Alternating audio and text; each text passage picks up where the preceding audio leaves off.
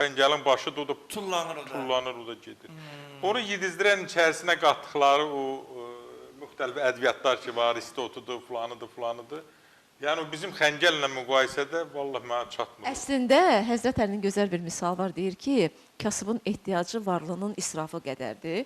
İndi bu belə etiraf edək ki, Gülçü xəngəlində israfçılıq çox olur da. Bu birində də heç nə. Bizim Bu birində bircə dənə şeyin deyim, indi yəqin dəyərli bizim aşpazımız bilər.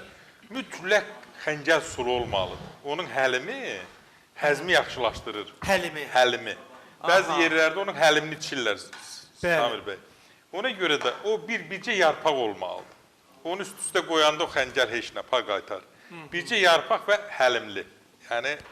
Doktor, biz Həlim Solmaz xanımın bu arada bişirdiyi xəngəlin, indi biz həftənin, deməli, 4-cü günü bişirəcəyik burada. Həm xəşil, həm də xəngəl. Sən... Mütləq gələcəm. Hə? Mütləq gələcəm. Hə, amma Solmaz xanımda heç bir yerə